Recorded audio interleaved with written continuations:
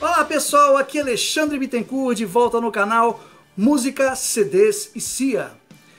E o assunto de hoje é pra lá de polêmico e de certa forma até assustador. Altamont Free Festival, dezembro de 1969.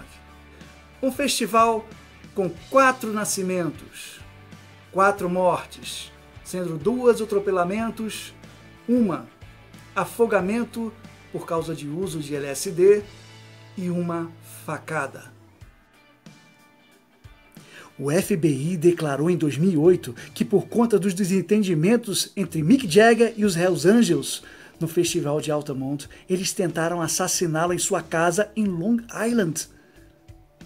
Curioso, não? Vamos nessa? Dezembro de 1969. Os Rolling Stones tinham acabado de lançar o disco Let It Bleed, que foi a última participação do guitarrista Brian Jones. Entrava o guitarrista Mick Taylor, com algumas participações nesse disco. Esse é o disco Let It Bleed, lançado em 1969. Tem várias participações interessantes aqui. Uma delas é o guitarrista especializado inclusive a tocar slide guitar, Ry Cooder.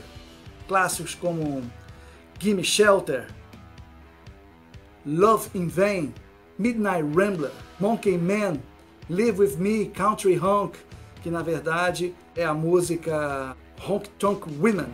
Enfim, esse disco aqui é um dos melhores discos da carreira dos Rolling Stones.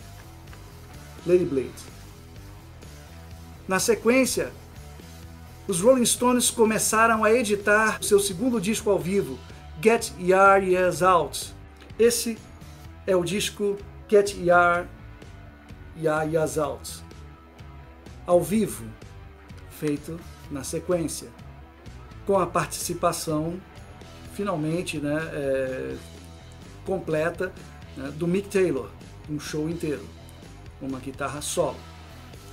Músicas muito interessantes: Jumping Jack Flash, Stray Cat Blues, Love in Vain, Midnight Rambler, Sympathy for the Devil, Live With Me, Little Queenie, Honky Tonk Women e Street Fighting Man. E esse era o álbum que estava sendo fabricado pelos Stones, Stick Fingers, um dos maiores álbuns de sucesso da carreira dos Stones.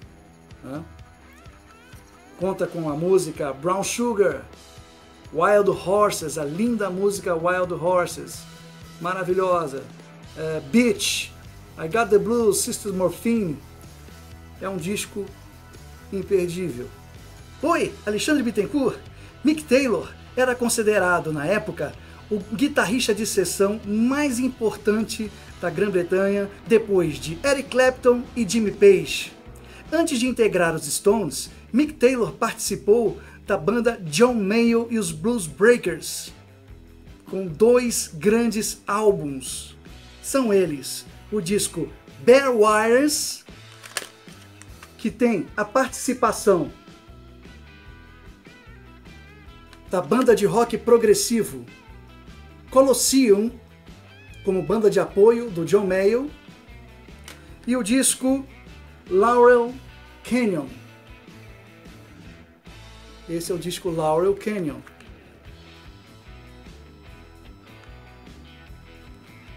Ele participou também de uma banda de rock progressivo britânica chamada Gong, que era a banda de rock progressivo do guitarrista Alan Holdsworth, um guitarrista também fenomenal. Tá nesse disco aqui, ó, Gong Expresso 2.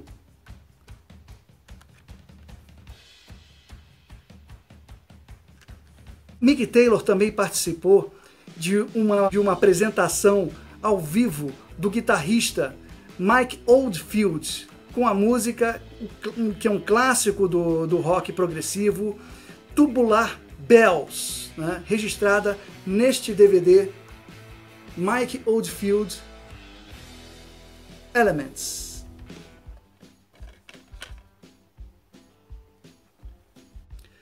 Muitos fãs dos Rolling Stones e muitos críticos da música consideravam a fase de Mick Taylor a fase mais relevante dos Rolling Stones, com os discos Let It Bleed, Get Your Ya-Ya's Out, Stick Fingers, Exile on Main Street, Goat's Head Soup, que tem a música Angie, e It's Only Rock and Roll. Falou, pessoal! Agosto de 1969 acontece o grande festival de Woodstock, organizado pelo produtor de eventos Michael Lang.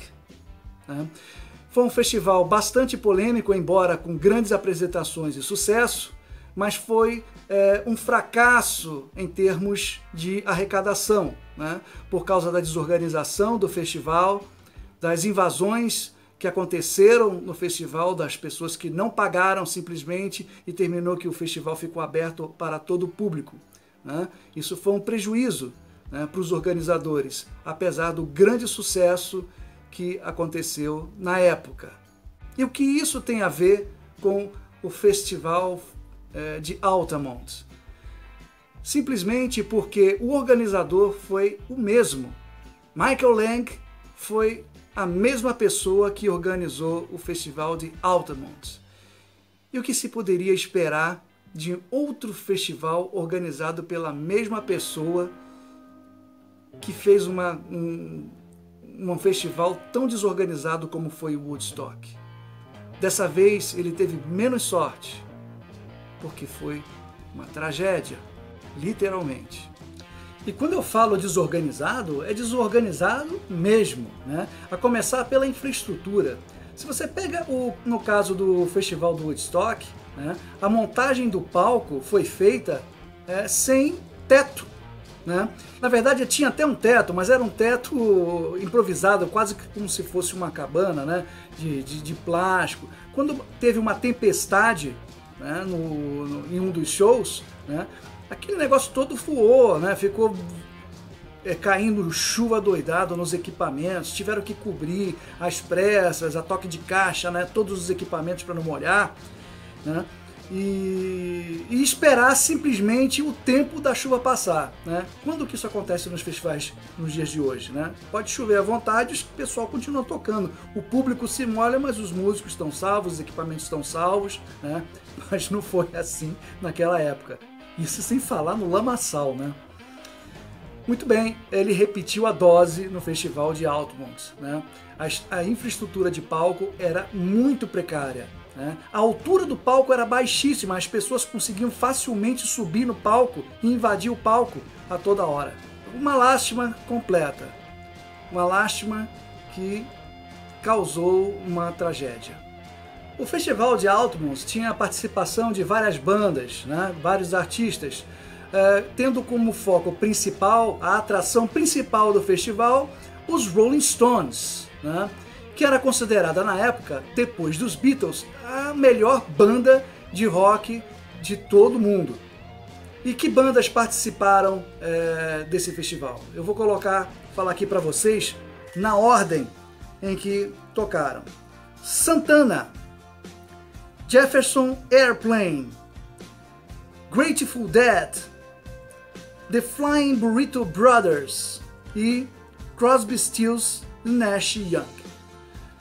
Foi um festival que, por conta da sua desorganização e muito consumo de drogas e todo tipo de droga que se vendia localmente, LSD, cocaína, maconha, o que você quisesse tinha lá, Muitas brigas aconteciam, simplesmente por conta da baderna, Você tinha o público hippie de um lado, com o consumo excessivo das drogas, e fazendo a segurança do evento, contratado pelos organizadores do festival, os Hells Angels, a gangue de motocicleta, de certa forma até violenta, foi que fez às vezes da segurança. E era pancadaria para tudo quanto é lado, Quem saía da linha entrava na pancada. E a baderna já começou logo no início, né? Quando os Rolling Stones chegaram de helicóptero no evento, né? Bem cedo, né? Porque eles passaram praticamente o dia inteiro lá no evento, né? Dentro de um trailer ou de um local lá que eles foram reservados para eles ficarem, né? Mick Jagger foi atingido por um soco na cabeça, né? Simplesmente agredido por um cara que estava totalmente descontrolado ou drogado, né? Dizendo que queria acabar com ele e tudo mais. E os seguranças do evento, os Hells Angels, né? Abriram passagem para os Rolling Stones frente ao público que ocupava todos os espaços no local, né? Era um autódromo, né? Altamont é um autódromo. Abriram espaço com as suas próprias motos, né? Imagina a cena absurda que foi isso aí. As primeiras apresentações começaram a acontecer. Santana subiu ao palco e quando foi a vez do Flying Burrito Brothers, a tensão começou, né? Muitas invasões no palco impediam que a banda tocasse seu show continuamente, eram interrompidos constantemente, né? Muitas brigas, apesar deles fazerem a tentativa de pedir para o público não brigar, né? Era uma tentativa totalmente em vão, né? Mas a tensão piorou bastante quando o Jefferson Airplane foi fazer a sua apresentação.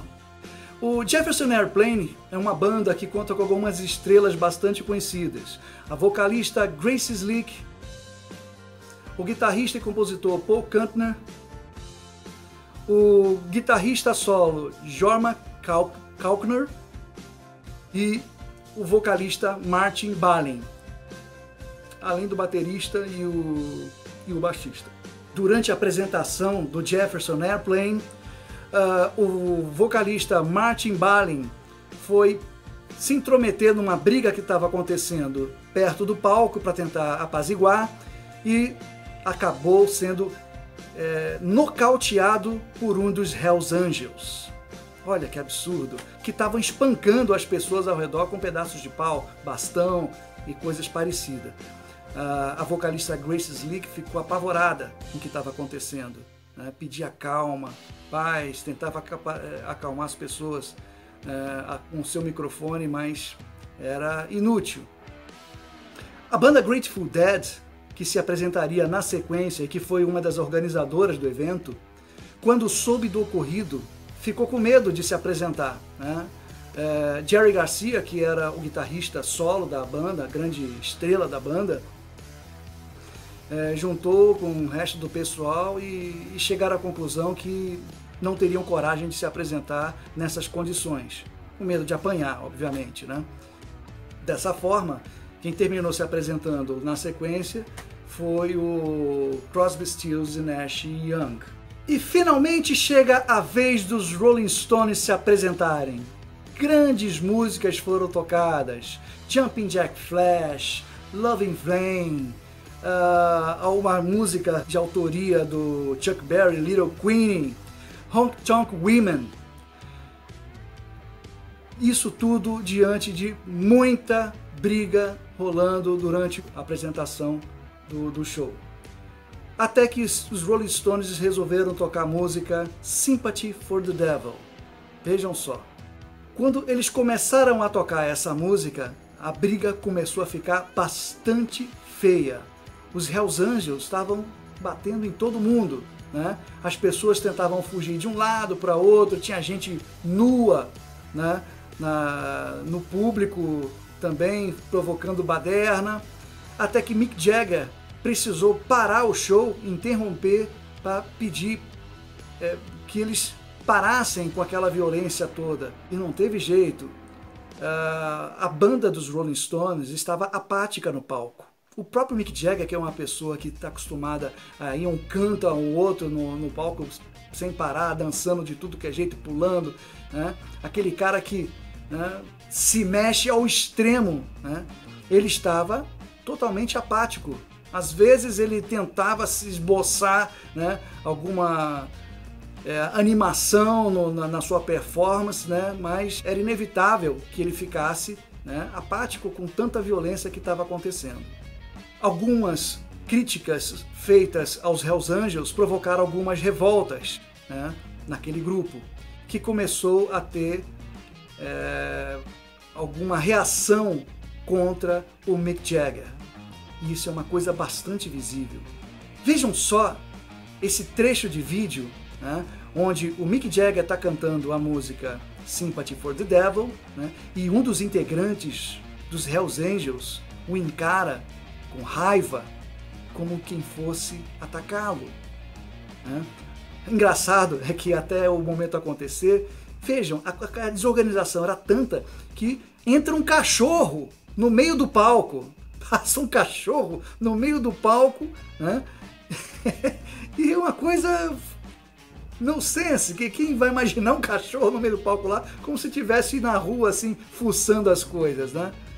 Pois é, mas nesse momento o Mick Jagger estava sendo encarado de maneira bem feia por um dos Hells Angels. Assista agora.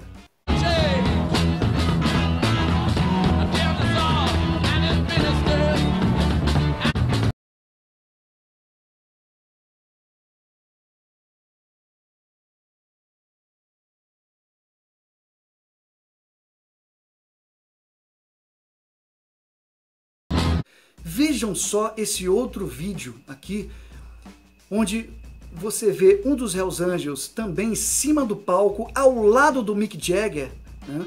O cara estava simplesmente alucinado, parecia que estava possuído pelo demônio e prestes a atacar alguém a qualquer momento, não fosse tirado a tempo por uma das pessoas que estava no palco.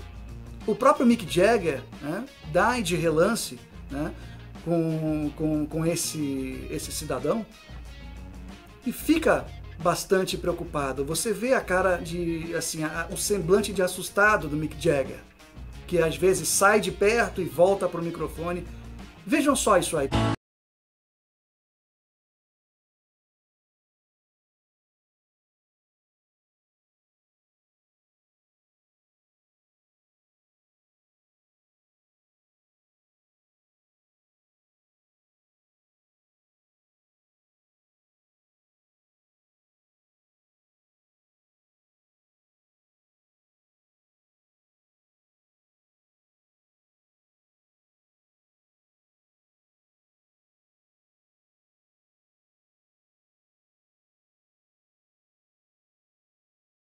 Até que finalmente, quando os Rolling Stones estavam cantando a música Under My Thumb, uma pessoa do público que estava sendo bastante provocada, era um jovem de 18 anos, resolve sacar uma arma para enfrentar os Hells Angels. Um dos Hells Angels consegue barrar a arma na mão desse jovem, mas com a outra mão ele investe uma faca, né, em sua cabeça, cortando a orelha e, na sequência, pegando em cheio nas costas, matando o rapaz. Vejam o vídeo e vejam o detalhe da faca na mão dos Hells Angels, filmada em câmera lenta.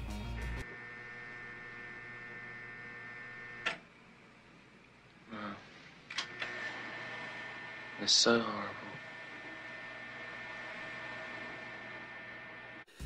Bem, esse foi o festival de Altamont Free Concerts, realizado em dezembro de 1969, alguns meses depois, né, de Woodstock, que foi em agosto de 69. Foi um fracasso esse evento por conta da violência, fracasso nas críticas, mas não menos histórico e registrado no documentário dos Rolling Stones chamado Gimme Shelter, né? Eu tenho aqui o DVD Rolling Stones Gimme Shelter, né? Se vocês querem ver todas essas cenas bárbaras que aconteceram no show, tem muita coisa que acontece de ruim, né? Chocante. Assistam esse documentário. O documentário também tem bastante apresentações ao vivo e nos extras, alguns takes que foram extraídos do documentário, mas são apresentações musicais. Tem bastante música, podem ficar tranquilos, além do documentário, não é chato não. Tem a participação do Ike e Tina Turner, quando fizeram o show no Madison Square Garden com os Rolling Stones, que rendeu o disco Get Your Years Out. E alguns takes, né, da apresentação das bandas que participaram, né? O Flying Burrito Brothers, tem um takezinho do Jefferson Airplane e os Rolling Stones. Tá? O foco do vídeo é mais os Rolling Stones. Mostra também os bastidores da edição do disco ao vivo Get Your Years Out. Né? Eita, nomezinho difícil de falar. Né? Mostra eles dentro de um estúdio improvisado, né? Fazendo a verificação de todos os detalhes das músicas e editando isso tudo. Né? Mostra também os bastidores dos arranjos das músicas novas do disco Stick Fingers. Né? Eles fazendo aquela avaliação dos arranjos das músicas, né, de como ia ficar, mostrando, né, para os produtores, né, e a equipe técnica, né, as músicas. É um documentário para lá de interessante. Né? Uma coisa que era uma catástrofe e um fracasso em termos de espetáculo, terminou se transformando num evento histórico para a banda, apesar de negativo. E é isso, pessoal, esse foi mais um vídeo do canal Música, CDs e CIA. Eu espero que vocês tenham gostado. Se gostaram, por favor, deixem seu like, isso é bastante importante e me ajuda a impulsionar o canal. Se inscrevam se ainda não foram inscritos, ajudem esse canal a prosperar. Meu muito obrigado. E não esqueça de ativar o sininho. Muito obrigado e até a próxima!